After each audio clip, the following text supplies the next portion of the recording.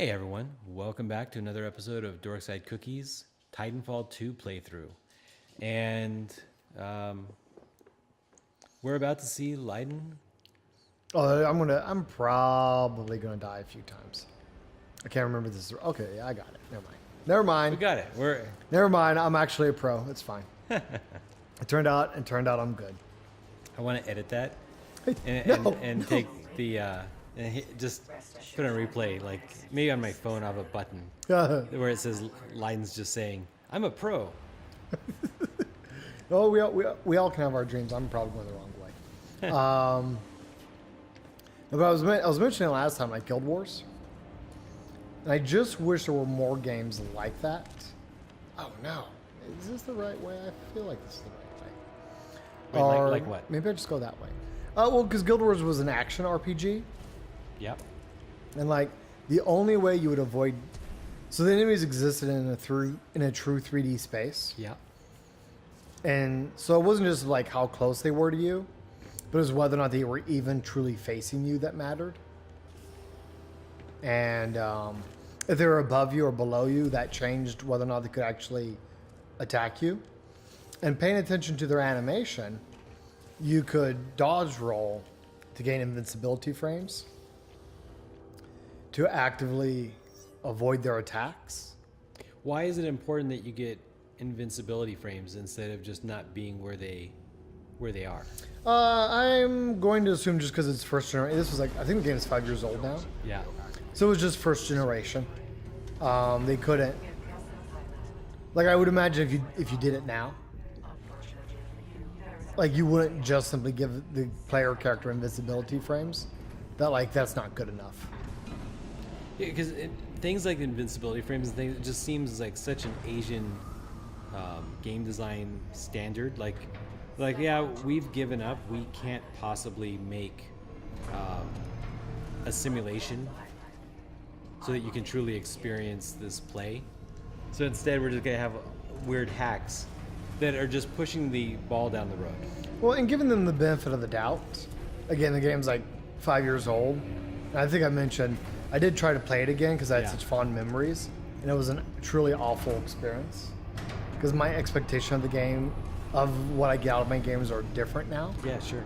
But for its time, what it brought to the table for its time, it wasn't like any other RPG. It wasn't just a computer doing a bunch of mindless number crunching for you.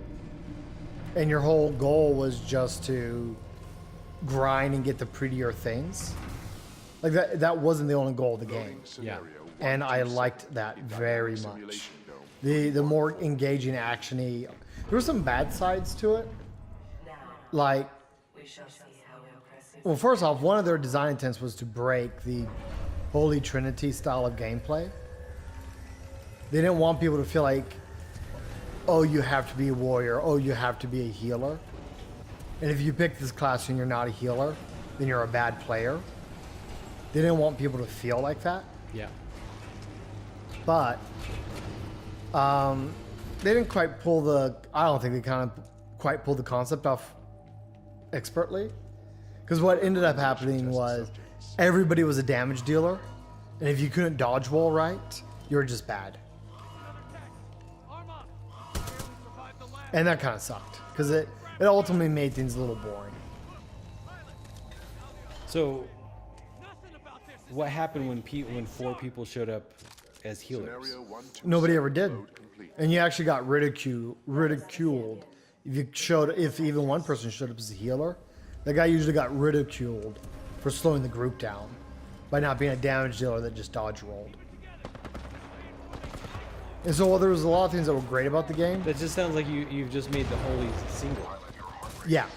No, that's what I was saying. Like there were some things they did great with the game that I really enjoyed. Yeah.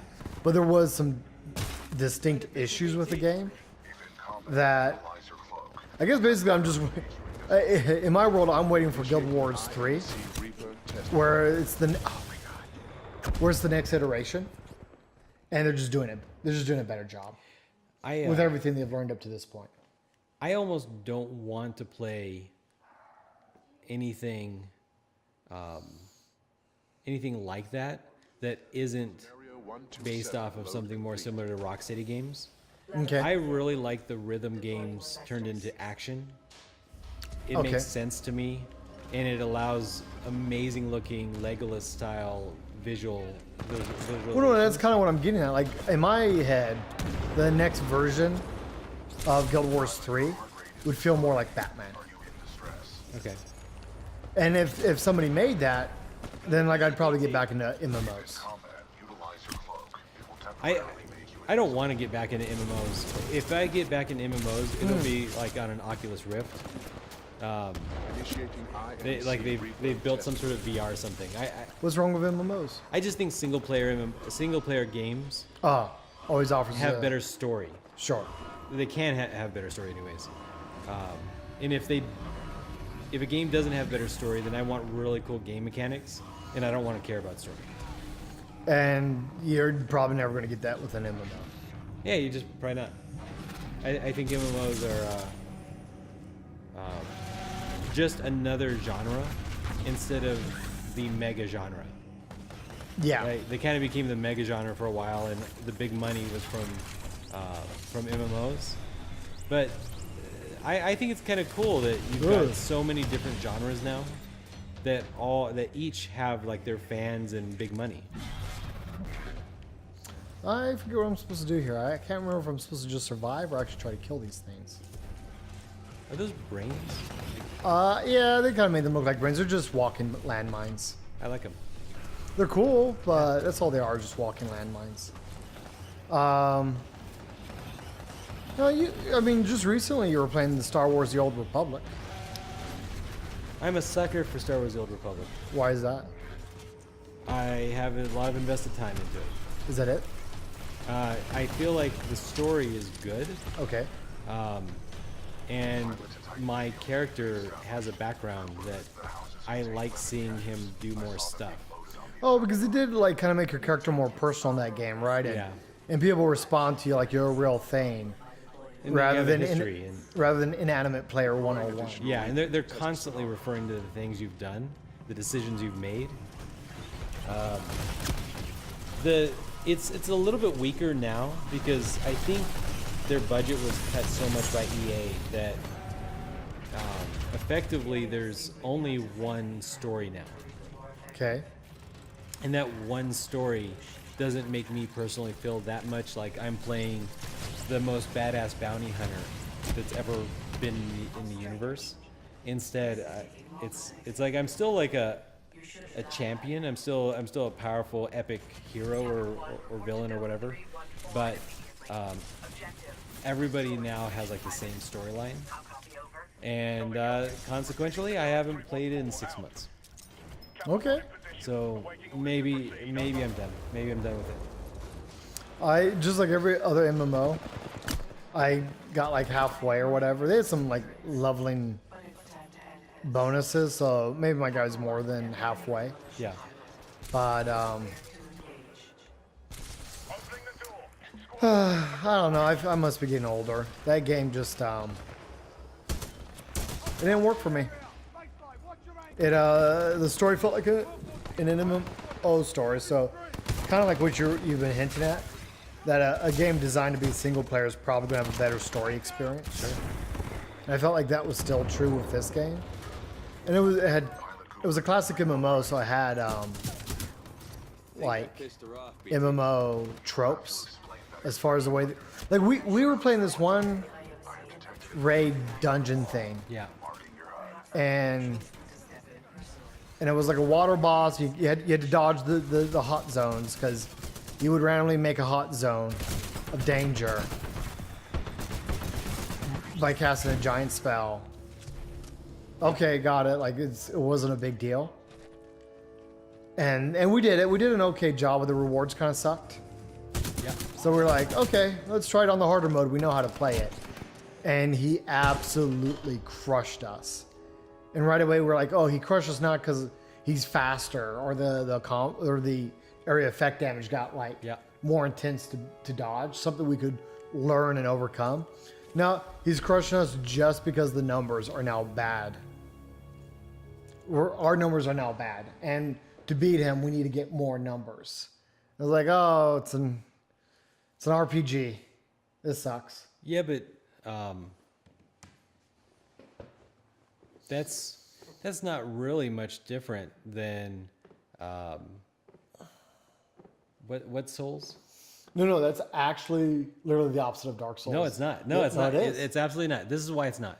Because You can, no matter what, as a level 2 nothing who's never leveled up in anything, because you can choose not to level up in that game.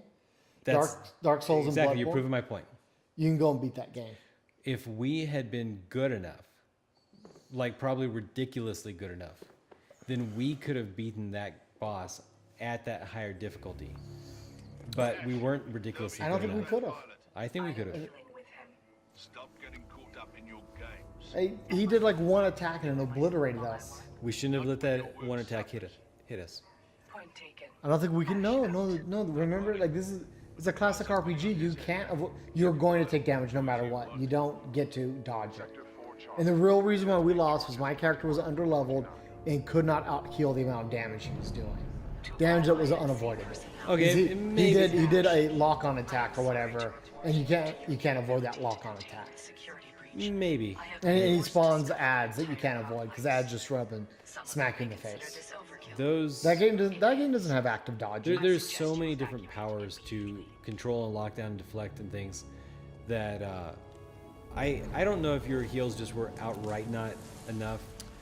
I But because remember, your healing numbers were weaker, definitely we had to rely on the numbers to save us because we couldn't. And I just think that in those other games, while some people can beat it without leveling up, without getting any new equipment or whatever, they can do a speed run, boom, just beat it. I think that average people have to rely more on numbers, and worse people really have to rely on numbers. And I just think that applies to all these kind of games. I don't think so. Like, I mean, I know World of Warcraft definitely isn't that way. If you don't have the gear, you're fucking dead. But I am pretty sure even with Knights of the Old oh man, I forget where to go. I'm pretty sure even with Knights of the Old Republic, like that guy absolutely had damage you can't avoid because he just locks onto a guy and kills him, which is okay because your healer, that's your healer's job in that moment, Yeah. is to out heal him. But my heals aren't like skill based. Like I can't time my heals better. That wasn't a problem, me mistiming my heals. It was just the numbers that were on my heals. That was because of level or whatever. My numbers just weren't high enough. That's it.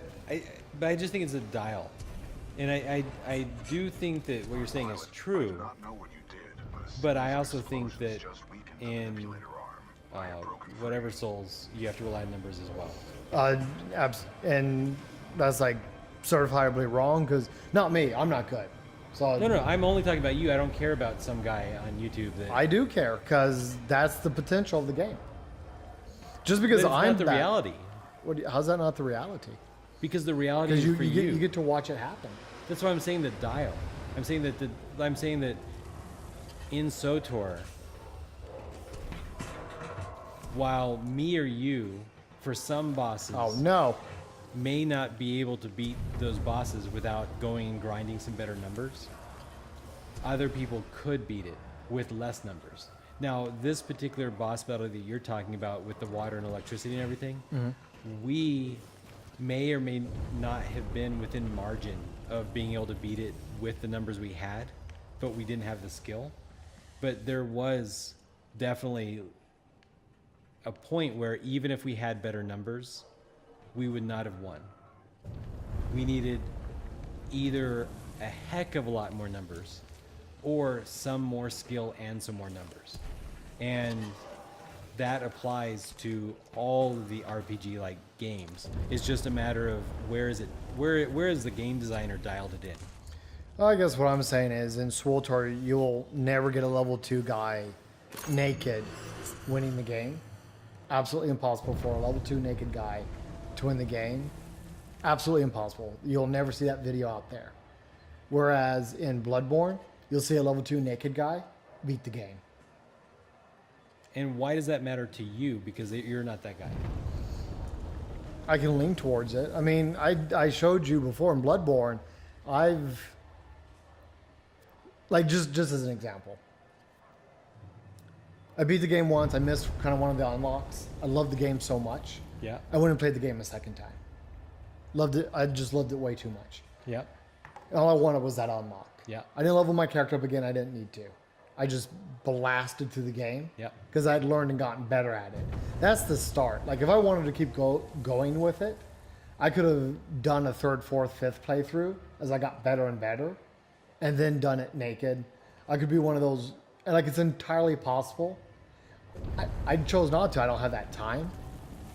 But that it's possible in that game as long as you hone in your reaction times, as long as you learn how to play the game, as long as you learn how the boss behaves, you can overcome it regardless of what your equipment or level is doing to you.